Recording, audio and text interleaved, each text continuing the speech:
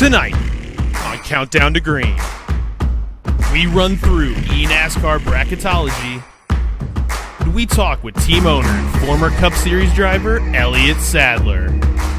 And we take a look at how you race at home with the Logitech Show Us Your Rig segment. All that and more, tonight on Countdown to Green. 'Cause we're invincible.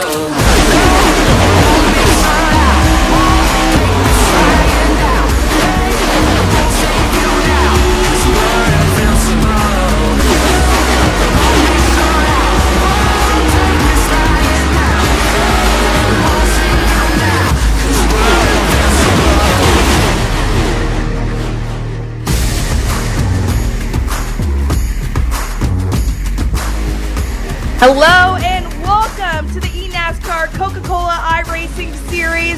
We are at Bristol Motor Speedway because it's playoffs, baby. I'm your host. Hello and welcome to eNASCAR Coca-Cola iRacing series. I'm Camille Salazar-Hadaway, your host of Countdown to Green. Joining me, as always, we have Blake McCandless and Alan Cabana, and this is Bristol Motor Speedway. It's playoffs, baby. How you guys doing? Oh, it's the night race. It's awesome. The playoffs are here. This race so important. If you win tonight, you have a 25% shot at $100,000. Unbelievable to think about, Blake. It really is, and even aside from the playoffs, Alan, this is just a place where drivers want to say that they've won a race. Bristol, especially as you mentioned the night race, it's one of the most iconic venues that we go to, and to win here, it is a name on the list that drivers always want to check off. Bristol night race, can't get any better than that. Well, I mean, checking that off and checking the money off, that's all good to us, but we have to see how these drivers did in Darlington. Let's take a look.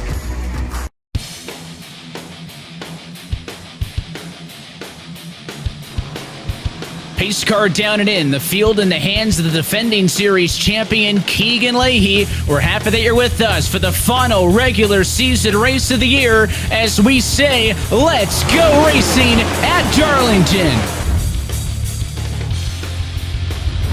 And as I say that, here goes Zelensky on the inside, and just like that, he finds a way through. New race leader at lap number 30 goes to Zelensky.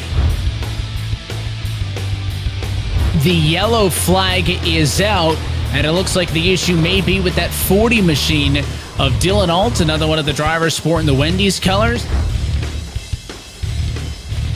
Well, let's see. They're going to make that dive off to pit road. Slow downhill roll, in fact, of 45 miles an hour.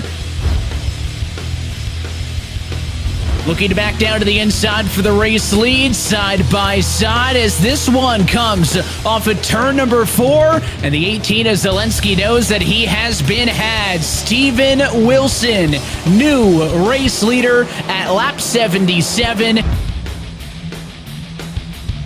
Caution on the speedway, though. This is going to change everything. Nick Ottinger, Dylan Alt, another couple of cars involved.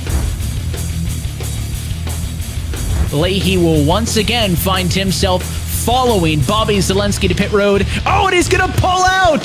Keegan Leahy stays out! Carl, there's contact behind. Kerwin gets out of shape. Huge wreck, and they do not get to the white flag. It is the huge one here at Darlington. Pace car down and in. The field in the hands of the pretend Ford of Steven Wilson. Green flag in the air, and a great jump on the inside. Up front, Steven Wilson gonna capture checkered flag number 3 on this season. He'll be the top seed headed to the postseason. Wilson wins at Darlington. There you have it. Wilson takes Darlington, and I know I regretted my pick because I should have stuck with my guns. But let's talk about that race and where these drivers need to go now, Blake. Well, and that's what all these drivers are looking forward to tonight at Bristol, is the fact that we are diving in to the playoffs, and we're going to take a look at them right here. As you see, the 10 drivers on your screen, 9 of them are winners, and even all the way Steven Wilson with those playoff points that he accumulated, only 9 that he has over Bobby Zelensky all the way down at the bottom. So this is anyone's championship for the taking, and you can see 3 races. That's all you have before we trim it down to 4 and eventually get our champion in Phoenix a little bit later on. But we're also going to be following this, Camille. This is the race for relegation in the NASCAR Cup Series. After you don't make the playoffs, you're really just fighting for a lot of money and pride. Here in the eNASCAR Coca-Cola iRacing Series, you have to fight to stay in the series itself. And this is going to be a battle that we're watching all season long. The top 20 will retain their spots in this series. 21st on down will be relegated to the eNASCAR Contender Series in the winter and may lose their spot in this series. And how about Keegan Leahy right now? First driver looking out. He was your champion a season ago, and right now is on the outside looking in. So is Ray Alfala and Logan Clampett, 2 of your top finishers from last year and a 4-time champion. That just goes to show how serious and what the competition is like in this series. Yeah, although we're watching playoffs very closely, there is a lot on the line for those drivers. Alan, there are also a couple teams that aren't in playoffs. Oh, absolutely. But I mean, we got to think of the team standings too. Those go throughout the end of the season over the course of the 4 races. So you're looking at the standings right now. That win for Steven Wilson, that just helps Stewart-Haas Racing continue to grow their lead in the team standings over Jim Beaver Esports. Xset, you can see there. Those top 3 teams, they really are separating themselves from the rest of the field. But as you mentioned, Camille, it's interesting because Jim Beaver Esports, Rise Esports, they don't have drivers in the playoffs yet. They are still competing for the team standings. A lot of pride, a lot of money on the line there. So interesting standings, but the top 3 really separating themselves from the rest of the field, Camille. Yes, and we have seen consistent drivers throughout. Let's talk about Darlington and your thoughts on the race itself, Blake. Well, the one thing I take away from Darlington, Camille, is that these races are never over until it's over. I know that sounds really cliche, but when you look back at the history that we've had so far this season, we've had 14 races. 6 of them have gone into overtime finishes. It looked like Bobby Zelensky, Keegan Leahy, they were well on their way to fighting it out for the win. That doesn't happen. And, of course, strategy played into last week. Wilson takes 2 tires. Zelensky elects to go with 4, loses a chance at a win and almost a shot at the playoffs playoffs. Keegan Leahy lost his shot to compete as well. So these races, you have to be thinking ahead. You can never get too far ahead of yourself. You always have to be thinking. It's never over till it's over. Right, Alan? Never. And what we learned is that Steven Wilson is the championship favorite heading into the playoffs tonight. He showed me that at Darlington. Look, he's won 3 times this year. First one, all right, maybe, he wins early on in the season. Then he wins on a road course, won the All-Star event as well. All right, maybe he's a road course specialist. But no, then he goes out and wins Darlington, one of the hardest tracks on the circuit, only establishing to me that he is pound for pound the best performer this year. That's the kind of performance I want to see heading into a championship run. Steven Wilson at Darlington established himself as the favorite. He definitely did establish himself as a favorite. But, there are lots of drivers. I feel like all the drivers now going into the playoff, there's a lot on their mind. The pressure is just growing. I know for me, when I was looking at our picks, my picks, I was like, this is too hard. I can't do it. So I can only imagine what the drivers are going through. And Alan, you're going to get a chance to talk to some of the drivers from Elliott Sadler Esports. I believe you have Garrett Main standing by. Yeah, one of the best parts of doing the Countdown to Green, we get to talk and go in depth with some of the drivers here. And tonight, we're starting with Garrett Mains. Garrett, first of all, Elliott Sadler Esports, teaming up with a NASCAR driver. How'd you join that team? Well, it kind of seemed like the logical choice. I've got really good connections with everybody at ESC, and although last year was a struggle at times, I felt like we had really, put things together, especially on the short tracks. So I was really hoping to be able to do that again with the next gen car. And I think we started off the season really strong. Unfortunately, we struggled with some aero platforms issues throughout the season, but I think we're coming back around, and hopefully we'll be a threat here at the end of the year. Yeah, there's always improvements to be made, both you and your teammate. Your teammate Liam, what's it like having him as a teammate? It's been fun. Liam's he's got a good energy, and definitely the upbeat character on the team. So it's always fun to hang out with him. And he hops in for qualifying, and he's got that zero stress attitude towards it, and it works really well for him. So it's fun to have him on the team, and I know that this is probably his last year doing it, but it's been fun having him. This series is so interesting because there's so much for everyone to still race for, even if you're not in the playoffs. But as a non-playoff driver, what is it like competing against them? Because there's still plenty on the line.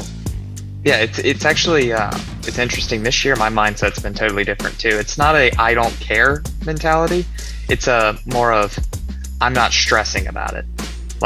And it's worked for me. I don't know how in the world we're sitting 13th in points right now. I did the math and I was like, dang, the races that we got taken out of running at the front or running towards the front, had that not happened, had we not had just bad luck on those days, we would have pointed in what I would consider to have been a rough year. But when you look back at it, I felt like, last year was bad and this year was worse, but it just doesn't seem like that's how it's been. And I think it's just, in the rookie year, there was a lot of getting too much out of it and not getting the results we needed at the end, where this year it's just been kind of, okay, race gave me 15th and I somehow got away with 12th.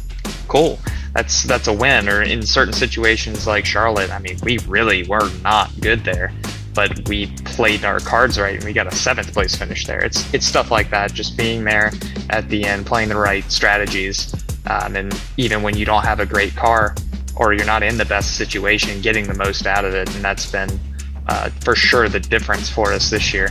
And I think coming up on the playoffs again, just keeping that mentality of getting what we can get and trying to improve week after week, because we're coming up on some tracks I like, Phoenix and Talladega being the two that I really think we're going to have good shots at to be in contention for, at a bare minimum, the top 10, but maybe there at the end for the win. Playoff drives are out there, and I'm going to take that into consideration. I know they're going to have a little bit less patience with me, but if there's any races like Richmond last year, I'd love that to be Phoenix. Garrett, thank you so much. I like the mindset. I like the confidence you still have. So let's talk to the other side of Elliott Sadler Esports. Liam Brotherton joining us now. Liam, let's hear your side of it. What made you decide to join Elliott Sadler? Yeah, so obviously ESC is probably, I guess, considered the only fully integrated team within iRacing right now. We have the Rotopro development ladder and the actual Coke team itself. So for me, it was a pretty default choice. Same with Garrett Maines, my teammate. Elliott does so much for us, and I want to kind of stay with him and do the Coke deal with ESC and keep it all together. But Elliott was super open to us going to different teams, and I had a few different options here and there. But at the end, I guess it was going to be pretty hard to pry me away from Elliott. I know the season could have always gone better. There's always more you could be competing for. But what are your goals for the rest of the season? Yeah, so obviously our team as a whole at ESC has not had the best setup pace all year. We've made a ton of changes recently to try and redirect that, working with other teams. I think it showed our first qualifying setup that we ever had working with this other team. I qualified fourth, which is catastrophically better than I've done all season. Had a lot of pace in that race. I think, looking towards the end of the year, maybe grabbing a top 5 or 2 as we head towards Phoenix. And I've said to a lot of people that Phoenix is definitely going to be a bit of a party for me. What do you mean a party? What's going on in Phoenix? Yeah, so most people know at this point, I've said it multiple times, but especially at ESC, I won't be returning to the Coke Series next year. I actually made my mind up way back in Rotopro last year, but I was like, you know what, let's ride this through. Let's drive all the way through. We make Coke. Let's enjoy it. Let's have a good time. So when I fired my motor at the Clash, it was like, it's done. It's finished. I accomplished the goal, and we're going to try and maximize the season, have as much fun as we could, and to try and get the best results we could. We had a couple decent runs here and there. I would really like to, Bristol and Talladega being my 2 best tracks, maybe grab a top 5, maybe even a win, and be able to celebrate like that. Wow, that is surprising news. It takes so much to get to this level with Elliott Sadler Esports. Are you still going to be involved at all? We still going to hear from you? Yes, so I will continue to help Seth Ryder, who runs our social media, with selling sponsorships, managing our partners, and doing the best we can from that perspective. So I will still be around. I'll still be making the graphics. I'll probably still be painting all the cars. So you'll still see my flair. Well, man, appreciate that. Good luck on the next step. You've got 4 races. Camille, he's got 4 races to go out on top and have that big party. So we'll see what our boy Liam does. We've got Elliott Sadler coming up later on in just a few minutes. I'm going to ask him about that.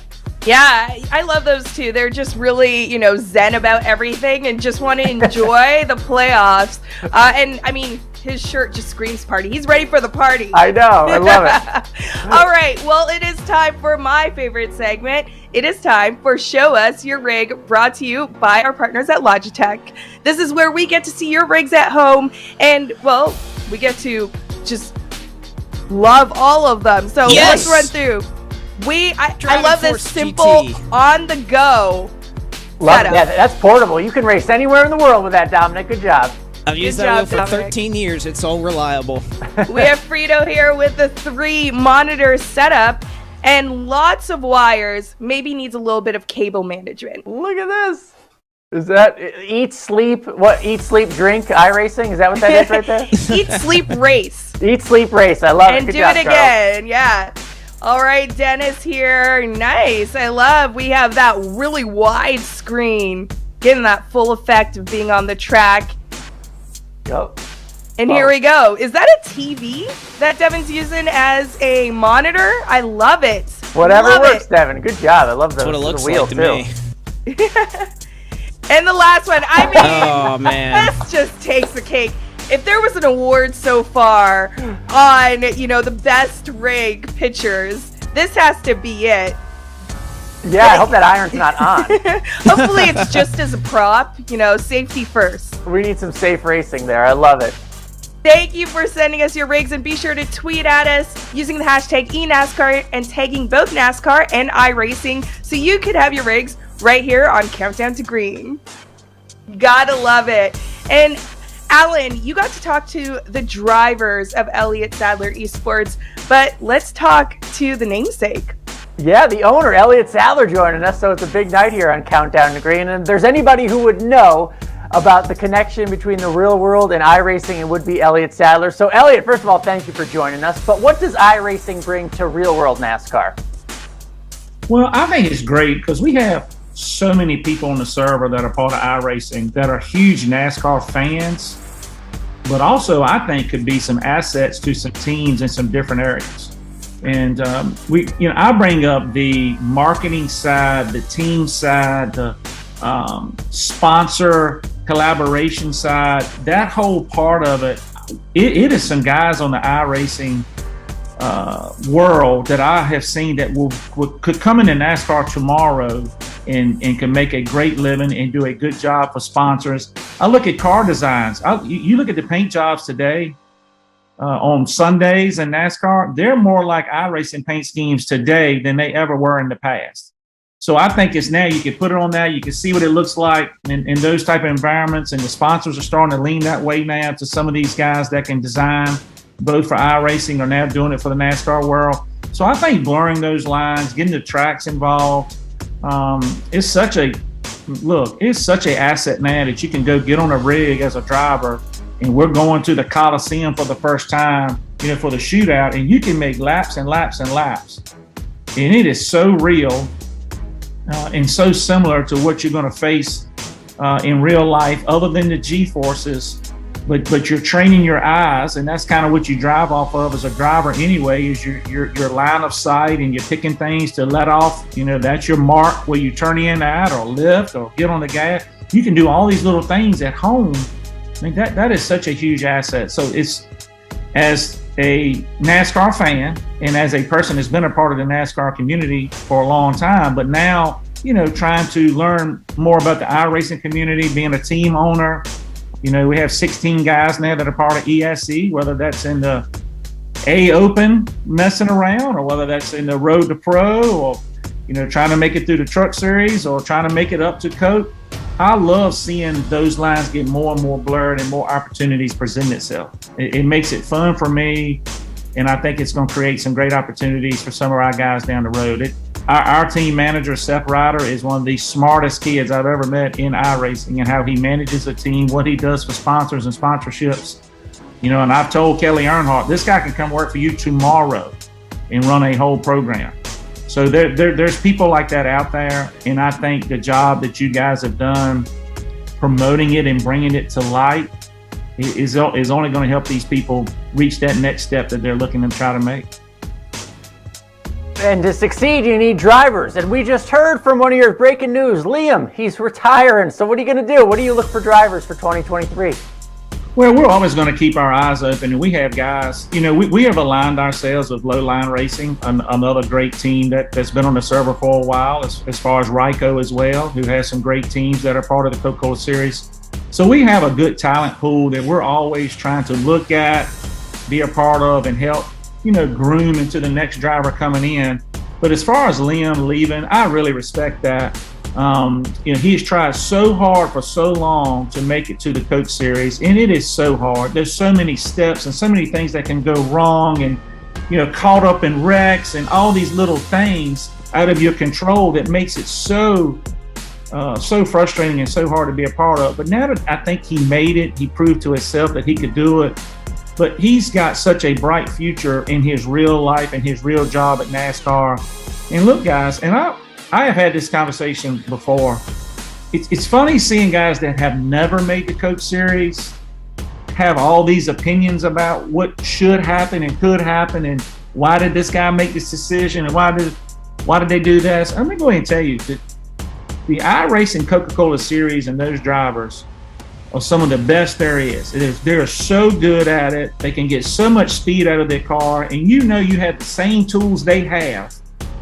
And it's tough. It's mentally tough. I've been a part of many test sessions when guys get frustrated, down on themselves, and almost gets toxic sometimes because it is so tough. And I think that weighs on these guys. And I hate to see sometimes these young guys trying to make speed and trying to make it, really get so negative about themselves. It's very tough. You have to understand mentally how to keep going with it. So to me, Liam stepping away from the Coke Series, but going to his real job that's taking up a lot of his time shows a lot of maturity, to be honest with you. But two, Liam's not going anywhere. He's going to still run A Opens, B Opens, A, B, Cs. He's still going to be a part of our program and helping us with designs. I just think now he wants to race with not so much pressure.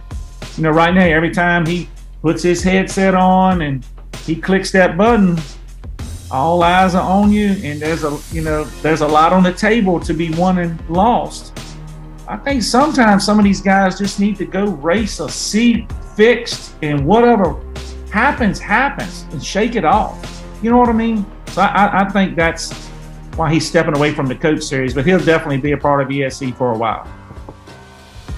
Great answer. And I can't help but notice you've got a Bristol trophy behind you, a Talladega trophy behind you. The next 4 races, Bristol, Dega, Homestead, Phoenix. What do you think we can expect here in the Coke Series?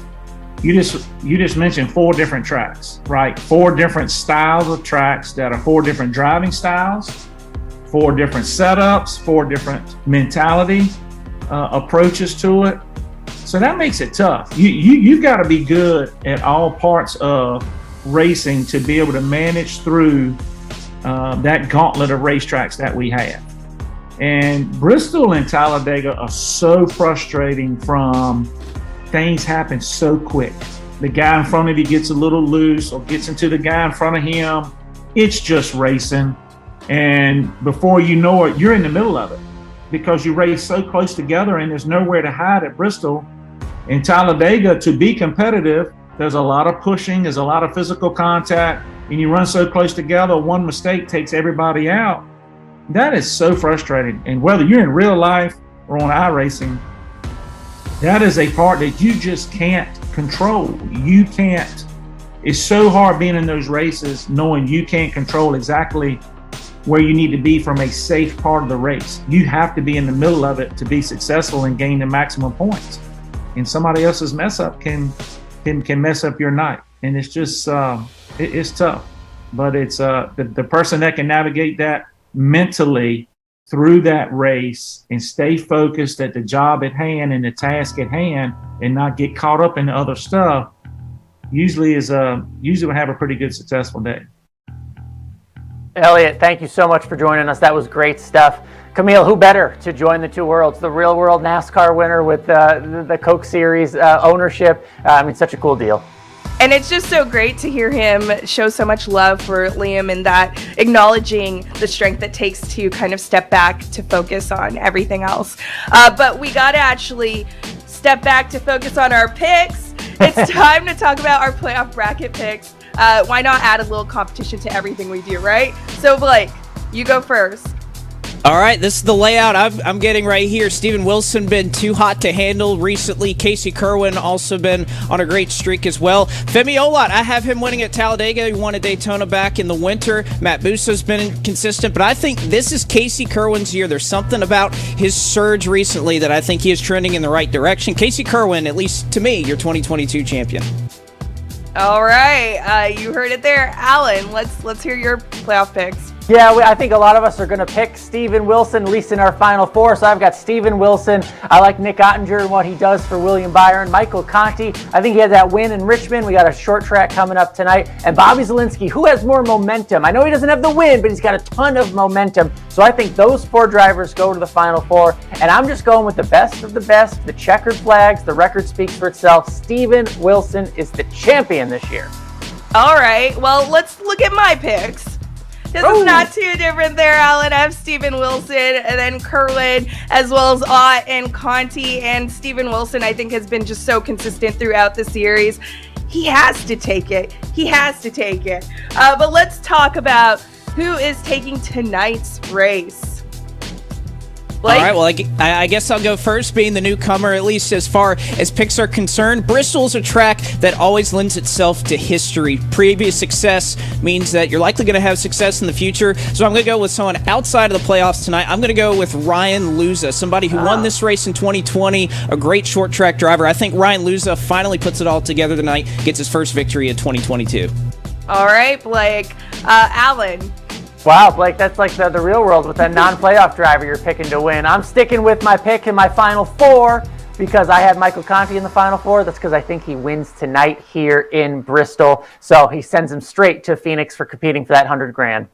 All right, and before I reveal my pick, I'm hearing that Keegan is pole sitter. That was not my pick for this race so far. I have Steven Wilson, who is going to be my pick for tonight's race, but we'll just have to see. I mean, it's like this competition is coming, Alan. I'm coming for you. Back. You didn't pick him 1 week, and it cost you big time. Now you're back on the Wilson train. And Stuart Huss is making me suffer for it online. But I'm excited for tonight's race. We are going to Bristol. Blake, Alan, it's always a pleasure. Everyone at home, thank you for watching Countdown to Green. Make sure to stay tuned for the race starting at 9 with Evan, Steve, and James. And have a good one. Enjoy.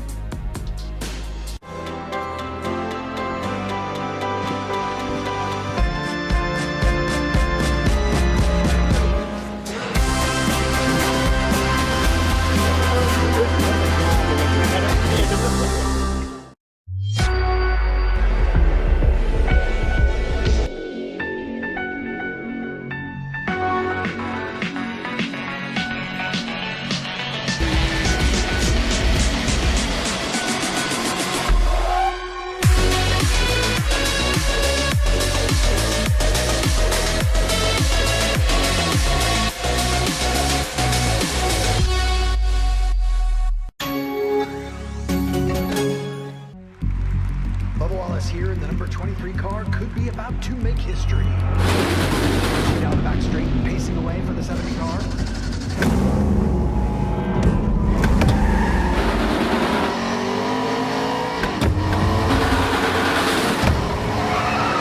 Check up. Watch your man and walk the track. Make no mistake, a fight's a brewing. A fight for first, for the checkered, for the future of this thing, for immortality. It's 10 drivers in, 1 driver out. It really doesn't matter who started the fight, only one's left standing in the end.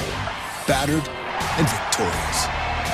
I am the NASCAR Camping World Truck Series playoffs. I am NASCAR. What can we learn from a child? That spreading joy is more important than a trophy. That when we help others, we heal ourselves. That with a little love, we can make the biggest impact. At Speedway Children's Charities, our mission is simple. Help every child we can. Because all children deserve joy. And hope. And love. And if one child is still in need, then there's still work to do. Because their future is our future. And there's still so much they can teach us.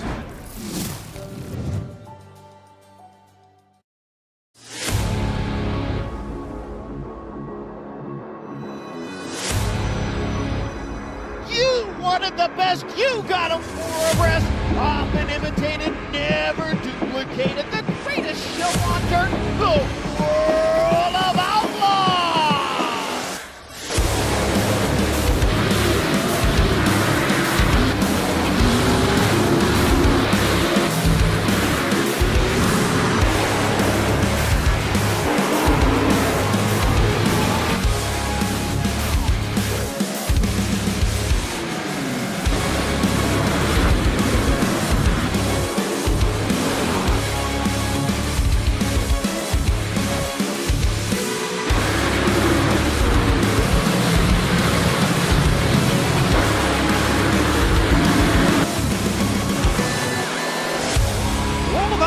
Dirt Racing will be available September 27th. Pre-order your copy today.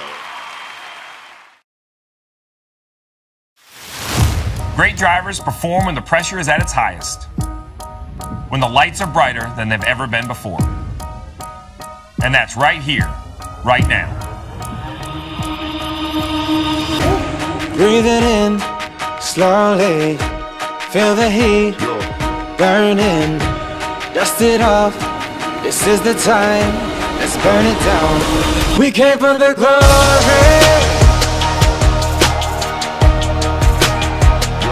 We came for the power.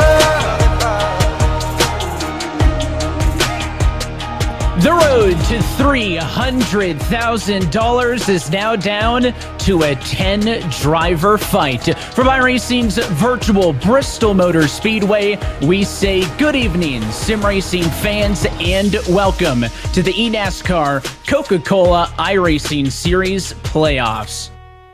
And happy as always that you're joining us here on a Tuesday evening. We're alongside myself, Evan Pasoko. Happy to be joined as always by Alan DeCavana upstairs and Steve Letarte back in it with the booth for us for these playoffs, guys. Welcome to the show and welcome to the playoffs. Oh, what a better place to start. The last great Coliseum, they call it that for the reason. The real world, iRacing, it does not matter. This is the best place to have a playoff race, Steve. Well, and just like in the real world, the playoffs bring extra pressure. Now you've made it to the Coke Series. You've made it through the regular season. Now 10 drivers have a chance at that championship. 3 races between you and that championship race. Anything can happen in the final race, but the first goal is to be in the final race with a chance to win the championship. And a golden ticket on the line to that finale up for grabs here tonight. Of course, we're looking forward as the group of us to calling these playoff races over the course of this postseason, guys. And we have a very special announcement to make right now. That will include, for the first time ever, that the eNASCAR Championship race will be held in person this year on Tuesday, October 25th from the NASCAR Hall of Fame. Dale Earnhardt Jr. will be on site to present the championship trophy, and our championship 4 drivers will join us on site in Charlotte next month, guys. We cannot wait. That's awesome. Good news for you guys, too. Yeah, well, no, listen, I love it. Learned that. No, it's great. Listen, what makes it so great is that the pressure of racing is still real, but there's a little bit of comfort to your rig in your home base, whether it's your house, your apartment, wherever you race from. I love the fact that we're going to take these 4 drivers and put them out in the public eye, invite the public out to see what they do, to watch the work it really takes. And I think it's going to help us to call that race in person with a little bit of audience. While I love the virtual world, it's a little bit secondary to the real world when it comes to audience, so I can't wait to be at the Hall of Fame. Does this mean I get to meet Dale Jr.? I think that means it's part of it. He'll present the championship trophy that bears his name. I'm sure he's hoping his driver is in that one, but it should be an exciting show. Not often do these sim racers get to go head-to-head with a guy 5 feet from them. Only one of them can get that $100,000 prize, so it's going to be really exciting. As we work on our road to that championship, though, we need to get the playoffs kicked off right here, right now. So let's go trackside for the most famous words in motorsports. Hey everybody, on behalf of the 40,000 Bass Pro and Cabela's Outfitters and the 190,000 iRacing users all over the world, let's get these playoffs started. Drivers, start your engines!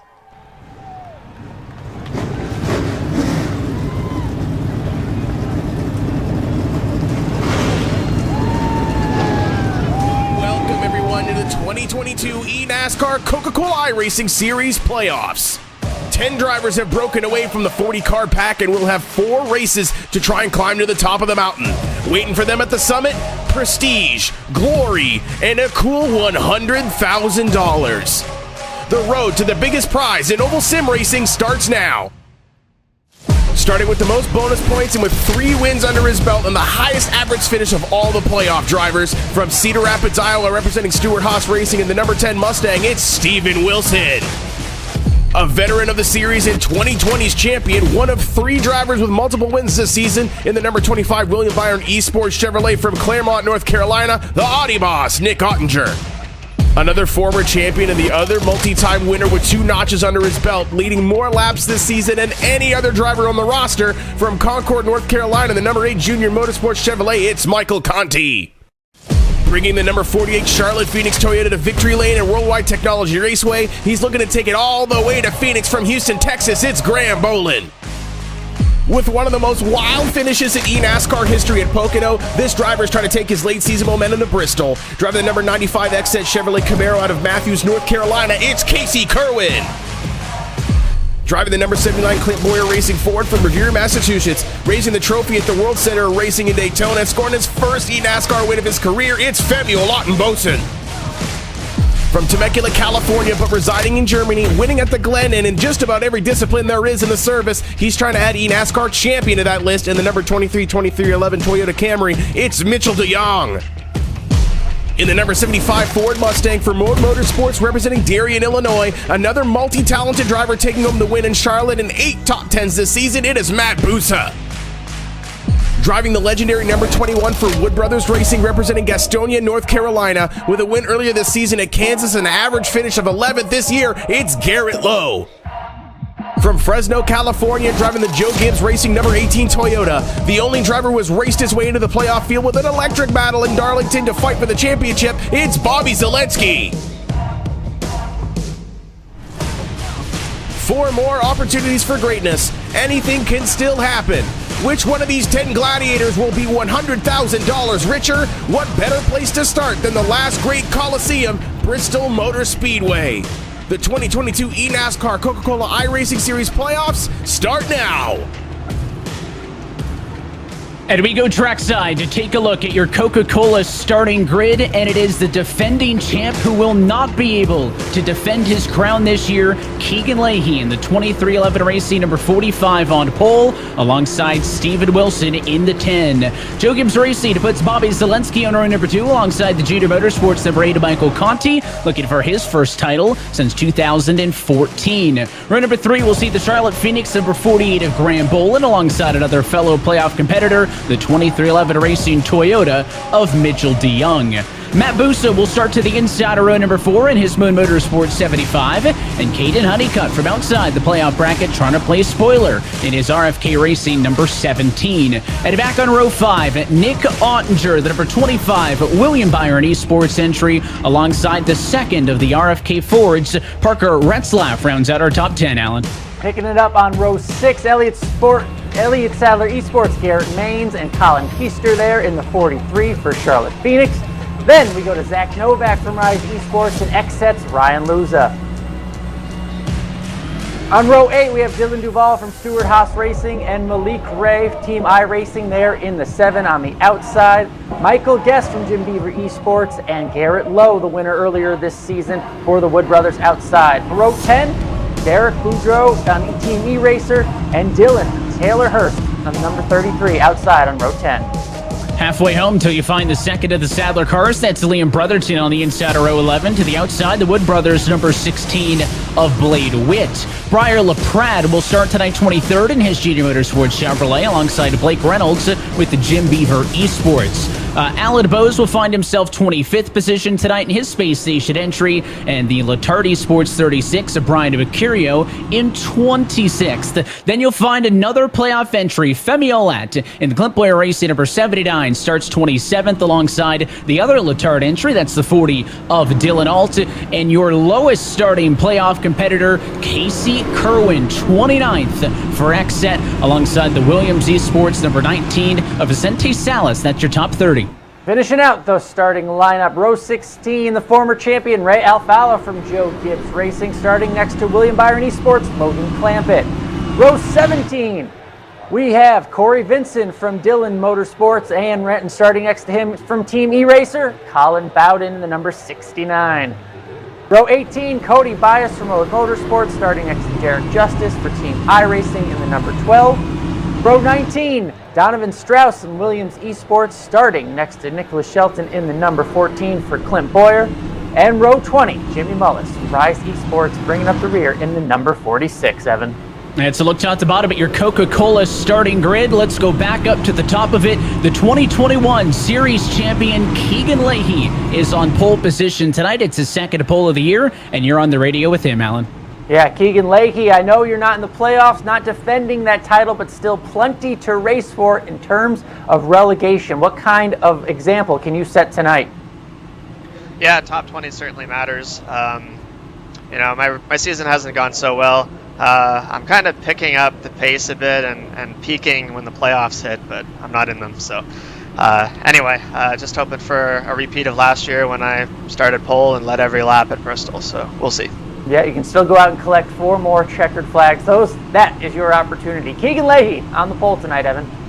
And you mentioned he had it there, the success that he's had here at Bristol, looking to follow up that impressive performance from last fall. Of course, he'll be surrounded by a bunch of those playoff competitors, 6 of them going to be hot on his tail as we race into the evening here tonight in Thunder Valley. Steve, tell us a little bit more about this one as we look at our ASUS race analysis. Well, we're all aware it's the world's fastest half mile, and it's going to be 175 laps, right around a 15-second lap. Pit road speed 35 miles an hour.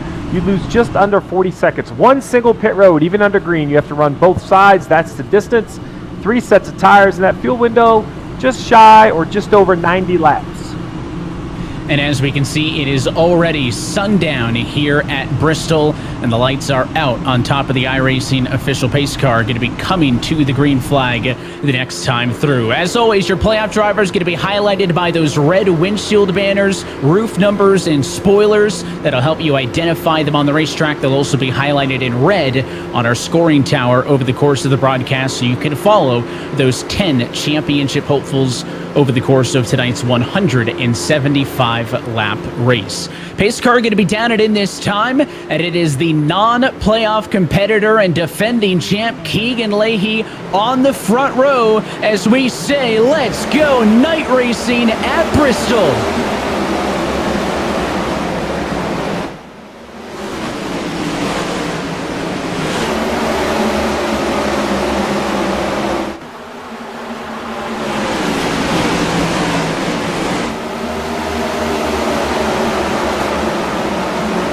Lap 1 goes to the pole sitter. The battle's going to be for second, and on the inside, Bobby Zielinski, clear of Steven Wilson. That's one spot gain for the 18 Toyota. Zielinski, one of the hottest drivers without the victory, but he closed so strong in the regular season that you know he is just hunting up there at the front of the field. Came so close to getting that checkered flag. Now it would mean more than ever, but I'm not surprised to see him at the front of the field competing not only for this win, but for the title as well. When you instantly see the nerve-wracking approach that Bristol provides for these drivers back here in traffic. This is a struggle for those drivers that didn't qualify as well. Too wide, really nowhere to hide if trouble shows up. Everything happens so quickly here. And you can see as the driver's up front able to get some space, not the same courtesy to Femi Olat, who started back in 27th. He is in heavy traffic. In fact, he and Kerwin together in traffic, trying to use the outside to get through the field. They got Ray Alfala back there, Garrett Lowe underneath him in the number 21 machine, and they're effectively using that outside line to get around the number 9, a big green egg Ford of Michael Guest on the bottom. Certainly topside looks like is the place you want to be in a battle early. Battle early and a battle back in midfield, mid-pack early on for these playoff drivers, and we can't forget how small of a racetrack this is. What we're not seeing right now is Keegan Leahy, laying down laps and getting to the back of the field probably pretty quickly.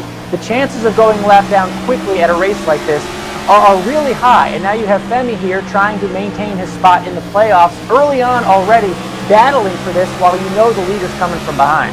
Well, welcome to Bristol. The patience are tested, right? Femi is faster than the 7 in front of him, of Malik Ray. He just got stuck on the bottom, right? While Ray Alfala moved to the top and kind of took that position, Femi got knocked down to the bottom. Now he's patiently in line, I think, waiting for his car to come in. It's going to be very interesting to see how the groove moves around. I really believe the middle is a great option if your car's better, but it seems to be that 79, very patient around the bottom early, at least so far.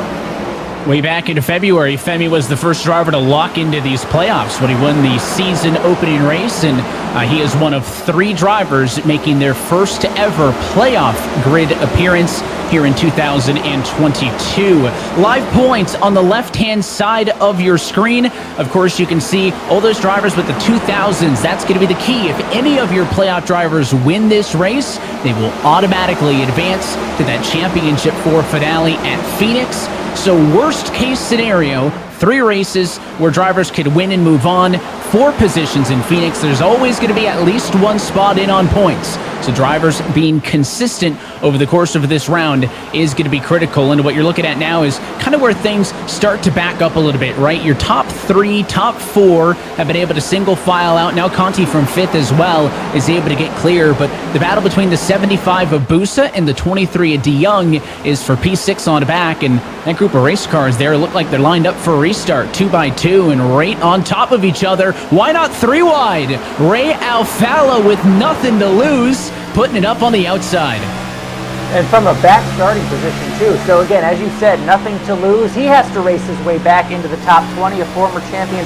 Facing relegation, not making the playoffs this year, still has plenty to race for. And you can see him making moves around the outside and up a bunch of spots early on in this race.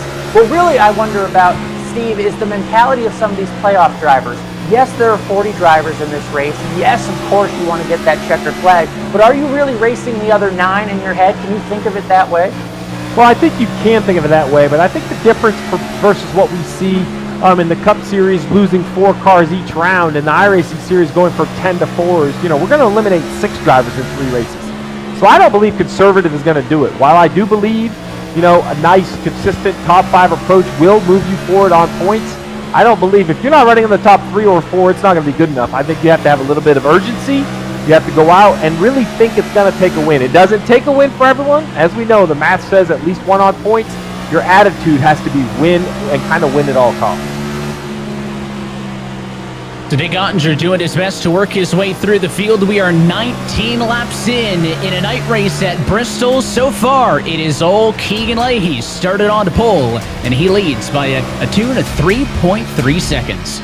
I'm loving watching this battle here because just out in front of this picture, you see that 51 up 21 spots already in 20 laps, and probably got a little, held up here in this top line. We'll see how many more spots he can get riding around the top when we come back from this break.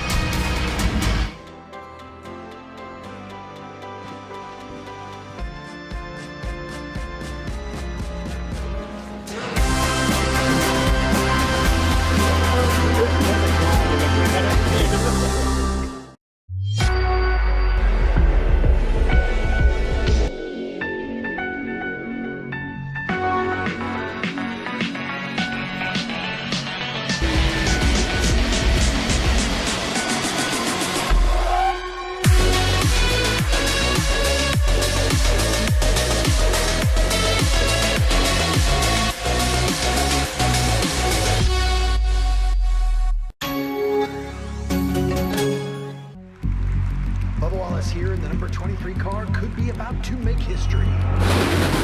Down the back straight, pacing away for the 70 car.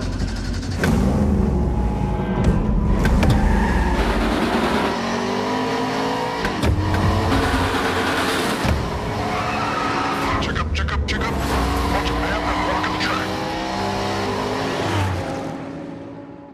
There's a reputation on the track, being built this very minute. One that embraces the crazy. Oh my goodness! The fast. And the unpredictable. That looks into the eye of the competition and screams, bring it.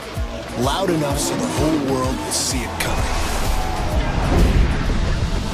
I am the NASCAR Xfinity Series. I am NASCAR.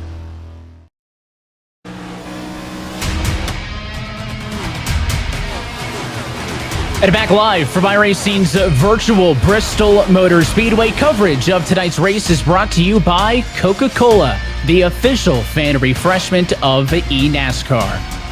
By Asus, the official PC and monitor of eNASCAR. By Logitech.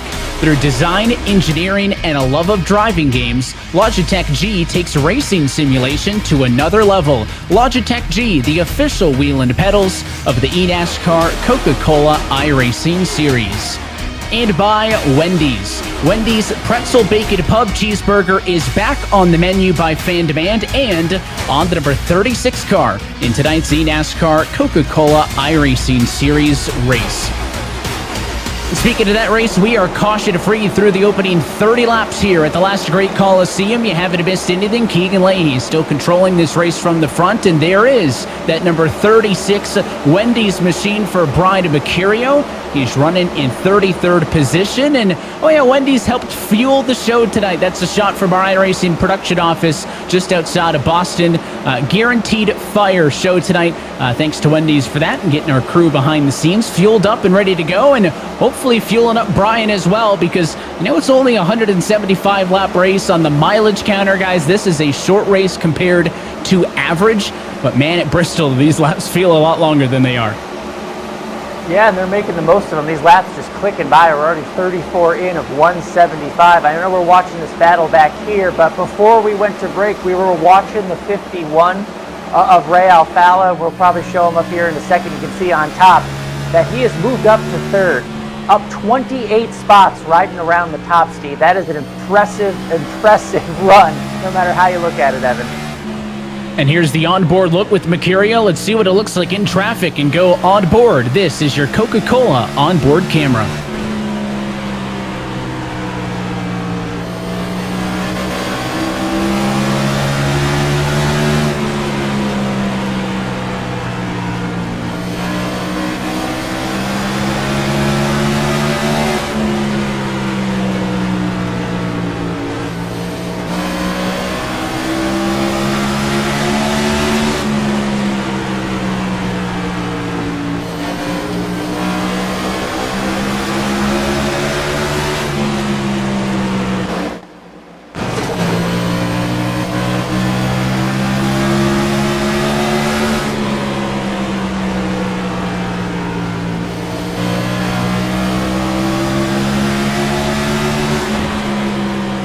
Car, Evan, I won't lie. It was a 4 for 4 in my house tonight. 4 for 4 Tell you for what, my friend at Wendy's.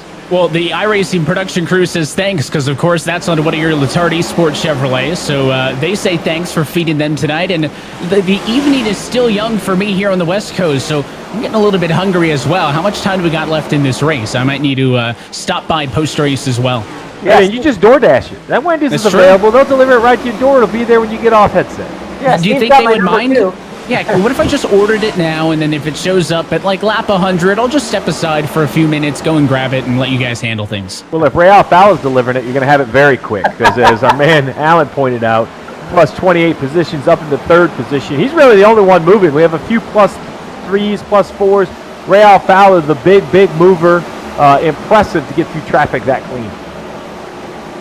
And what we're looking at there, maybe the biggest surprise in terms of the other way, that's Steven Wilson in the 10 car back there. He is down 12 spots early on in this race, down to the 14th position. I picked him as my championship favorite because he's won 3 races so far earlier this year. Started on the front row. Looks like he's stuck on the bottom. We've seen Ray Alfalla make all the ground up by going around the outside and sloping the field out there. Steven Wilson stuck on the bottom right now and getting past, losing positions as I talk about him here. And there you can see the picks from everybody else in our Countdown to Green crew for who they think's going to find success here at Bristol. And that's probably what's wrong with Wilson's car is you picked him. And you put the jinx on him early. He's got plenty of time to fight back, but I'm noticing maybe a lot of these playoff cars being a little bit more timid than others, right? You mentioned Alfalla, who just passed or is passing Keister at a battle for the number 2 spot right now. He's been able to, drive up some 28 positions to get into the mix. Remember when your playoff cars were like 2nd through 7th on the grid? Look at those red names. They've dropped down, right? Alfalla, Honeycutt, Keister, Maines, a bunch of non-playoff drivers have been the biggest movers so far in the top 10. Zielinski's the one I'm impressed with. He's first of all the best of the playoff cars, but he's just up there almost by himself, as you see right here. The 51 Alfalla. I'm not sure if he hurt his tires a little bit running high. He's committed to that higher lane. The 17 of RFK right below him, slowly working by. You have to ask yourself, Evan, if that 51 hurt his tires being the first guy to the top and the top for the most time. Keegan Leahy, he's kind of got out to a 3-second lead, and he's really just maintaining. He seems to be very comfortable to be closing on lap 50. That's what you would assume, right? He's driving a lot more aggressively than others. He's going to burn up what's good in those virtual Goodyear Eagle tires sooner. The best laps of the race were low 15s, even a 14.9 for Ray Alfalla, the driver to Cape Coral, Florida. Of course, the 4-time series champion. Now he's lapping in the 15.9s, a couple of drivers in the 15.8s, Alan. So as we get an onboard look with him in the bottom right, everybody's dropped off about a second on pace. We're already, though, 50 laps into this race. Yeah, and showing you the effect that the tires and tire wear can have.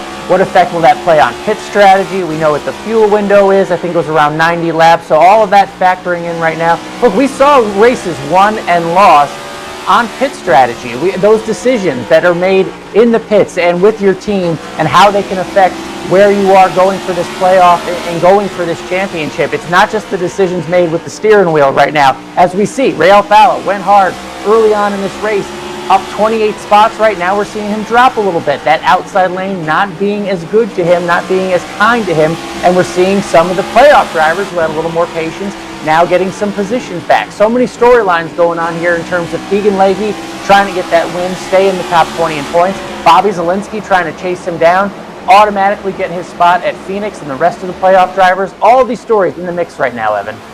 That's right, and let's bring in the fourth member of our broadcast team. James Pike, as always, joining us from pit road.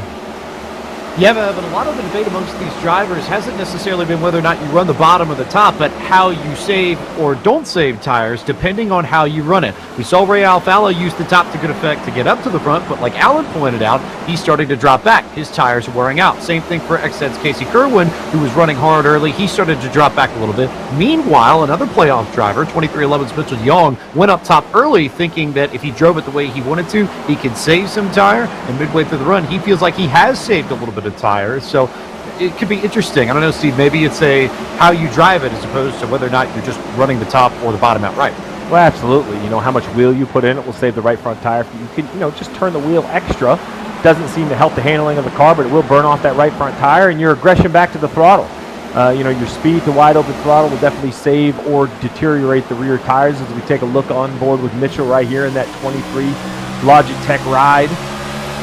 He is so smooth. He comes to mind at the road courses just because of his background, but he has picked up these ovals over the last few years. No surprise that he has the pace kind of everywhere we see these cars.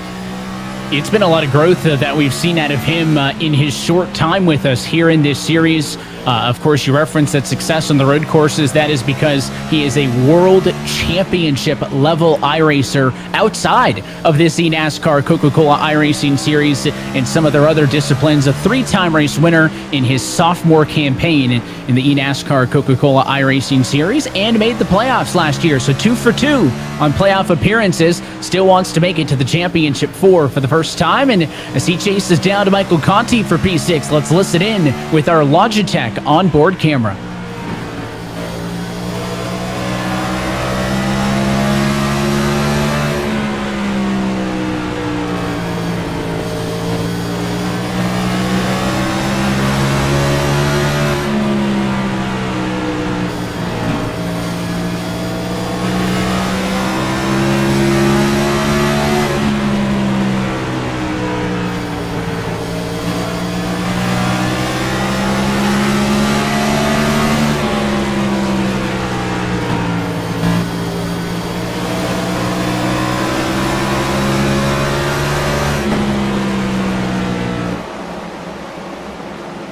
Nice move there by DeYoung, throwing it in to clear Keister, and this really is the best time to be a NASCAR and an eNASCAR fan with the playoffs in full swing. If you want to stay up to date with the latest news and updates from the world of eNASCAR, then scan the QR code on your screen now and sign up today to stay in the loop with iRacing, the official simulation partner of NASCAR. Watching some of the action here in the midfield, you got Novak, Salas, and others. Alfalla in the mix there as well. All of this is happening just in the mid-teens, 16th, 17th position or so. They've been racing 66 laps nonstop here tonight, still side by side. Whereas your race leaders, really your top two, Leahy and Zalinski, you can see those intervals on your scoring pile on left-hand side of your screen. They are 5+ seconds ahead of everybody third on back, but Zalinski chipping away at that massive lead that once belonged to Leahy. Leahy still led all 67 laps thus far, guys, but Bobby Zalinski really starting to look good longer in this run, and that's a signature of Bobby's, is hanging out, being in the conversation late as we look at the battle for third, and side by side, Bolin underneath, Honeycutt trying to break his way through, and he's got it. Yeah, Graham Bolin moving up to third, and we're seeing as this run goes on, the different players, if you will, right? Who's saved their stuff, who is coming on now later on in the run now that Ray Alfalla has run back. Zalinski's still hanging there with that 2.5 second lead about over Bolin, but this fight for third, you wonder what's happening to Honeycutt in that 17 now with Conti going around on the outside. Mitchell DeYoung making a very impressive run out here in the top 5. I've watched him, Mitchell DeYoung, throughout the year. Quiet year so far, right? But he had to wait until the road courses, and he got his victory, got himself into the playoffs, and that's really all it takes to turn a season around. And now here he is competing in the top 5 in the first playoff race and looking really good to start this playoff. Well, in under 20 laps before we're going to see green flag pit stops. Multiple laps lost here. 36 to 38 seconds will be the time cost on pit road. It's over a 15-second lap. So, the leader might lose 1, almost 2, but anyone mid-pack is going to go at least 2 laps down to the leader while they're on pit road, and it's just an awkward pit road to get on. We don't see many green flag pit stops at Bristol in any discipline. It is tricky, and you referenced it earlier in our Asus race analysis, the fact that the split pit road here at Bristol is acting as a single pit lane for the purposes of tonight's race. So if you're in the back half of qualifiers and you're pitting on the back straightaway, you're going to actually have to drive through pit road on the front stretch, stay low in 1 and 2, drive down the back straightaway. They're going to lose tons of time, and most importantly, those first couple of cars in, you're going to lose that lead lap status. That might scare a couple of them. As you see, the 6 machine is down pit road. Both Retzlaff and Mullis are on pit road. Jimmy Mullins, in fact, one of the few drivers off of the lead lap right now, -5. Everybody else has done a good job despite the green place. Oh, and a spinner, and it's Clampett. The 97 car is around, and, well, there you go. Your green flag pit stops just as they were about to get underway. That is going to be super costly for the few cars that were on pit road. But the rest of the field is going to like this. But as I look at my math here, 98 laps to go. We think they can go about 92 on fuel. It doesn't matter. It seems to always be right at this awkward number. I love it. Isn't it funny how it always is right there on the number? It can never be clear cut, can it? It can never be clear cut. And at this point, you're absolutely pitting. And I wouldn't worry about fuel quite yet, but then once the field gets strung out, then you can worry about it. First things first, it'll be a trip to pit road and those important adjustments. It's not just 4 tires and fuel, but can you make some adjustments to your car now that you have run a nice long run over 70 laps? Steve, as the leader of the race, if you're out there having a great race, but the track may change, your car may change, what do you do as a leader when your night's going so well? Well, as good as this leader looked, I wouldn't be changing a whole lot. And I actually think that the caution was probably a sigh of relief, because if you're Keegan Leahy, green flag pit stops is a great opportunity to lose time. I think under yellow, he feels a lot better. Let's take a look at this replay right here. We have the 3 of Corey Vincent. Let's see what happens. Oh, the 42 gets kind of into the fence. For that reason, that kind of squeezes the 3 down right as the 42 was coming off the wall. I think the 3 of Corey Vincent thought he needed the middle lane. I'm not sure Logan in the 97, Logan Clampett, knew that he was going to be 3 wide. Just a miscommunication on traffic leaving the corner. And now it is money time. Can they execute cleanly on the pit lane? You saw Keegan Leahy's purple and white VRS Toyota stop in that very last pit stall. For those on the one half of pit lane, other drivers coming down on the back half of the racetrack. Keegan Leahy going to be in and out. A successful service for him, and then he will drive around and be able to exit pit road. Pretty unanimous for those race leaders. But let's take a look from further back where this started. You see the 42 into the fence, spinning up the road, and can we find a hole? Yes, we can. Barely squeaking through. I think that was the 15 of Machida. Blake Reynolds still sporting the Travis Pastrana throwback from our throwback week at Darlington a couple of weeks ago, and he keeps it in one piece, which isn't necessarily Pastrana fashion, but good for Guerrilla here tonight. Well, we saw the 42 up in the wall. Right before that, guys, I was seeing the groove move closer and closer. I didn't think you could get much higher and closer to the wall at Bristol, but as that run went on, we saw cars getting closer and closer, and the upper groove moving higher than I'd seen it all night.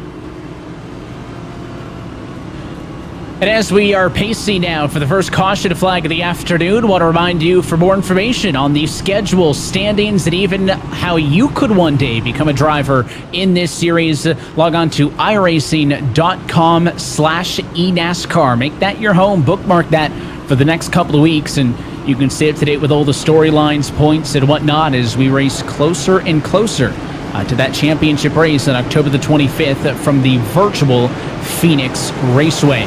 So everybody did indeed come down to the pit lane. Of course, we saw a couple of drivers who had pitted prior to the yellow. That's Retzlaff and Mullis. Also, Taylor Hurst and Nicholas Shelton. And maybe Derek Justice, guys, topping off on fuel just one lap ago, trying to stretch it the 94 laps that are left in this race. And there's a pair of the Latardi Sports entries side by side. They'll find themselves running in the midfield there as the pace cars off it in. And Keegan Leahy from the inside of the front row takes the green flag. Keegan was so dominant early. We'll see if he pushes those tires a little bit just to get clear, try to get single file and save some tire. We'll see if Zielinski in that 18 tries to keep up, or will he'll opt to save some tires for a potential long run. And Bolin doing his best to hound Zielinski here and hold him up. The battle for second would be good news for Leahy, who wants to be able to get out to another big jump like he did last time. But it's playoff drivers sitting second, third, fourth, and fifth, and they will not give an inch in that battle for second. Zielinski maybe a slight advantage on the outside, and as they come through 3 and 4, Zielinski is clear, and now Bolin might be struggling, stuck on the bottom because Michael Conti steps up to the plate. He wants to take away third. Yeah, Michael Conti had that win earlier on in the season in Richmond, another short track. First one another short track we've been back to here in the Coke Series. Such a diverse schedule that it's been a minute since we've been back to a track. Certainly nothing like Bristol on the schedule, but I'm not surprised to see Michael Conti doing well tonight. Trying to get the most of this restart. If you're going to have any shot at catching Keegan Leahy, it's going to be on one of these restarts after something of a reset. Leahy, not too far of a gap so far. You see Zielinski and Conti staying as close as possible. Halfway home, this time by 87 down, 88 to go. And you see that number 95, Kerwin on the outside, is making pretty good progress. Up 14 spots, as you mentioned, is still in the lower bracket of your current playoff runners, again highlighted in red. But all the playoff cars have now raced their way into the top 24. So those that didn't have the greatest qualifying effort that we referenced earlier, doing a good job of making their way through the field, James. Yeah, just off of what I'm hearing on the radio, I would expect Keegan Leahy and Michael Conti to push hard. Leahy said he felt like the tire wear was great on the right side on that last green flag run. He's not afraid to push it at the start of this run, especially if it goes green. Michael Conti said that his car never fell off the whole run at all with regards to tires, and he felt like he was in great shape as we got back to the restart. So those two in particular, watch for them to push to try and get to the front or stay up front. Well, if Dale Jr. is going to present the trophy with his name on it at the end of the year, the junior motorsports driver of Michael Conti would like to be the one receiving that trophy from his boss. We mentioned a little bit ago about Casey Kerwin, a very poor qualifying effort. And while he's only up to 14th, I think he could breathe a sigh of relief, Evan, that he at least avoided early disaster. When you start 29th at Bristol, the leader is a straightaway back. I think nerves were high early. He has recovered pretty well. Now he's chasing this group right here, including Colin Keister in this 43. And Colin Keister's having a real good night, second highest running non-playoff competitor as he sits in the number 3 spot. And as Alan, you and everybody else on Countdown to Green discussed, the way the point shakeout means there's not somebody like a Chase Elliott who comes in with an abundance of bonus points, right? Drivers were only given 3 bonus points for each regular season race win that they had. So Steven Wilson's 3 wins meant that he got 9 bonus points. The 2 race wins for Conti and Ottinger meant that they got 6. So at most, there's 9 points between the highest seeded driver entering this round of 10 and the lowest seeded driver. So it starts a lot tighter with the way these eNASCAR playoffs are formatted. Not to mention, of course, we're not going 16 to 12 to 8 to 4. It is a straight cut from 10 to 4. And I think that oddly gives the biggest boost to Bobby Zielinski, who was the only driver not to make it in the playoffs with a victory, meaning he didn't get any of those bonus points, but when you only award 3 per win, like Steven Wilson had 3 wins there, that means Bobby Zielinski starts not too far back, obviously just 9 points from the rest of the field. So Bobby Zielinski running second right now in great position if he's trying to get to Phoenix and win that championship. Meanwhile, we start out with such a tight pack for these playoff drivers that I do wonder if they're thinking about where each other are, not the other say 30 cars on the track. Oh, contact! We have a spin back there in the middle of the pack. I couldn't tell who went around, but but it was absolutely contact there. I believe it was Mitchell DeYoung that got turned around there. And they're still piling into this one. I think Matt Busa has gotten some damage as well, and Casey Kerwin. So 2 of your 10 playoff drivers, at least, there's the 2 of them right there, involved in this accident. The damage does not look terminal on either of those race cars, but it was certainly a slow-moving effort, and it sounds like Casey Kerwin's car has enough damage that car has been black flagged for necessary repairs. So that is going to be extremely detrimental to him, because with how short these laps are, for him to come down and get required repairs, guys, means that Casey could be in a position to lose his lead lap status just after we were talking about how good he did to get through the field. Yeah, this is going to be a huge blow as we see the 45 also come to pit road, so the leaders are going to take this opportunity to pit as well, or at least some of them did. It looks like the 18 of Bobby Zielinski stayed on the racetrack, so a strategy move maybe for Zielinski. But this 95, I saw the 75, I think I saw the 23 of Mitchell DeYoung go around, so 3 playoff cars involved. It appears that the 95 at this point has the most amount of damage. Like you mentioned, he'll have to come down for necessary repairs, and the issue is, with only a few cars lap downs, Jimmy Mullis and Taylor Hurst, the only 2 off the lead lap, I think this is really going to hurt. Let's take another look exactly what happened. It's hard to say. Oh, it's kind of the same situation, right? So we have the 10 right there, thinks he needs to run the middle. Steven Wilson sees the 48 of Graham Boland up high. He kind of runs down in the middle, and there's just not enough room. That's a classic Bristol, right? 2 wide is calm, 3 wide gets to be very, very dicey. And one thing we didn't see originally that the replay shows us, Alan, is that Mitchell DeYoung got some contact in that one as well, and Kerwin was up on his side.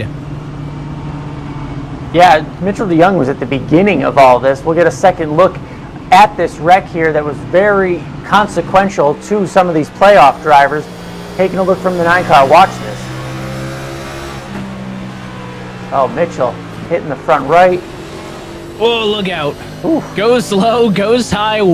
Both of those Jim Beaver Esports cars, their wreck avoidance tonight has been on point. Yeah, impressive. Michael Getz zigging and zagging the big green egg machine. And then we had mentioned split decision at the front of the field while we were looking at the replays, right? We saw the 45 come to pit road, but not everyone pitted, I don't believe. I believe there's been a switch up front, and it was a strategy call. We had 5 cars stay on the racetrack: Zielinski, Ottinger, Vicente Salas, Zach Novak, and Garrett Lowe. Looks like the front 5 cars have stayed on the racetrack, so this will be the first time we see Keegan Leahy in traffic. And for those who can remember, just a few weeks ago, it was sort of an opposite situation where Keegan Leahy chose to stay out. It was the wrong decision. Bobby Zielinski ends up benefiting from that. We're seeing sort of the opposite right now. Keegan Leahy's pitting now, Bobby Zielinski staying out on track. We'll see who gets the benefit of the decision here. It is those top 5 who stay out, so they're going to be on what are 25 lap-old tires, and Leahy going to be the first car on fresh rubber. You can see him to the outside of row number 3 there. He'll be in the number 6 spot. Notably, of those who stayed out, 3 playoff drivers, Zielinski, Ottinger, and Garrett Lowe. So they're going to go off against what their other 7 playoff counterparts have done. Let's see how this one plays out. Pace car off and in with 71 laps to go. Green flag back in the air, and a little bit of a checkup on row 2 to the outside. Zielinski clear for the lead early, and Salas gonna muscle Ottinger out of the way for P2. Zielinski's got to make hay now if he's going to get any advantage from staying out. The cars immediately behind him are not the ones he's been racing throughout the night. He should be better and faster than those cars. You know drivers like Keegan Leahy are coming. Zielinski's got to make it now. Well, you mentioned Leahy, but he has lost some positions. He lost one to Michael Conti. He lost one to Ryan Luza. All cars, Colin Keister, cars that are on the same pit strategy. 3 of them have now got by Leahy. He is trapped up top 2, sometimes 3 wide, just trying to find his rhythm here. The cars that did stay out, 25 lap older tires. So not a dramatic amount of laps. We saw about a second fall off over 80 laps. 25 lap tires now they've cooled under the yellow. So far looking good on Bobby Zielinski. Oh, we have another caution. Is that one of the Charlotte Phoenix cars? It is the 48 machine of Graham Boland. So yet again, an incident that involves a playoff hopeful, and Graham Bolin not happy on the radio with whatever went down in that one. We'll take a second look. It sounds like it might have been Bolin and Honeycutt, guys, a non-playoff driver and a playoff driver, and off into the corner. I think maybe Caden wanted to get in line, but he was certainly not clear and just went up the hill into the corner and spun that 48 car out, and he got hit pretty square in that driver's side door by the number 9 car, Michael Guest. Yeah, I'm not going to say it was on purpose, but it's definitely at the fault of the 17. I agree with you. I think he wanted to kind of get in line in that middle or top line, trying to avoid the bottom. When the 48 turned into about the middle lane, he expects the 17 to go to the bottom. He does not. Catches him in the left rear quarter panel, so I can understand the frustration out of Graham Bolin. Let's take another look here, exactly what happened. It's going to have to be a completely different look if the move's going to change. Oh, this would be a great look right here. Right up above, look at that Fastenal rear bumper. Yeah, that's purely on the 17. I don't think ill intent, but that doesn't change the fault. I believe it was the 17, Caden Honeycutt, who just misjudged the corner entry or misjudged trying to get in line. In the end, turns the 48 of Graham Bolin around.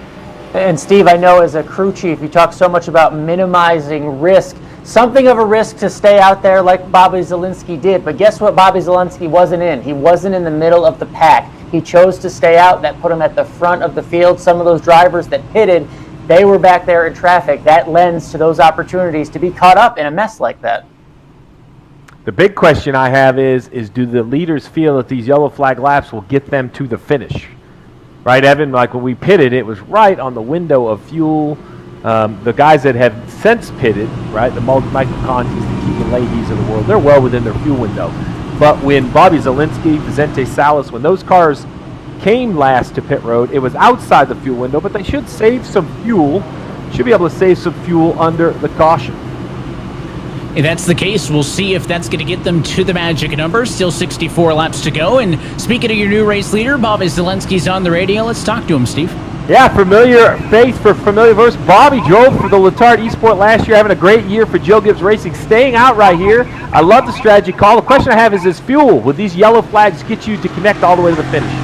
Nah, we're fine on fuel. I'm not worried about that at all. I'm just worried about the right side tires. A lot of these guys have new rights, and if we get some cautions here, I think it'll even it out. But a little ballsy call staying out there. I don't know how I feel about it right now. Talk about that tire wear. How much of as a driver can you save those tires by trying to run a little higher and a little easier on the throttle? Yeah, quite a lot. It makes a big difference. You saw the difference in the first run with cars running different paces all over the place, and I can't really save anymore. I gotta dig and keep this track position. All right, well, we'll let you get back at it. Thanks for taking the time. I like the call. We'll see if it plays out 63-0. Good luck. So far, so good for him. And to Bobby's point, the drivers chasing them down who most recently pitted, guys, the leaders off of pit road on that call took 2 tires. He mentioned they got fresh rights. They only went for right sides in the case of Keister and Luza. Leahy, Maines only went for right side tires as well. So that sped things up a little bit on the pit road. So you got old tires up front. You got 2 tires in the middle, and you got some drivers with 4 freshies a little bit deeper in the field as the strategy continues to twist and turn. Pace car off. Zielinski with a fantastic restart gets us back underway. Bobby Zielinski, much like Mitchell DeYoung, known for his road course prowess, but he's really found some comfort on these ovals. Getting an oval win a year ago, and here he does lead with a great look at both Salas and Ottinger right here in the second row. Yeah, they're trying to track down Bobby Zielinski for that lead and making some headway up there on the outside. Vicente Salas is, I like the attitude, I like the call from Bobby Zielinski, but it's that classic racer's dilemma where you have to be aggressive, but also save your tires, right? You have to do both at the same time while trying to win this race and get a gap on the field as much as you can. Yeah, Ottinger back there now in the 4th position. The only driver this year to go back-to-back with wins. Back at Bristol in the spring, but a very different Bristol on the dirt, and then at Dover. Now we're on board with the 43 of Keister and the 19 of Salas. 43 started off the year with his best run of the year. Oh, another yellow. I was going to say the 43 ran 8th at Daytona. We have the 15. Oh, Busa comes in late for contact. Matt Busa, in at least the second incident of the day, the playoff guy, cannot seem to catch a break, Evan. He cannot. We saw him on the run prior to this slow on the apron. That's because he had to come back down pit road for additional repairs. So Boost is actually running 3 laps down in this race. But you're right. He was late to the scene, and the driver who was involved in the accident was Blake Reynolds. Let's take a look and see what happens. You see the number 40 car circled, lined up behind him. That is Dylan Alt in the Coke Zero Chevrolet.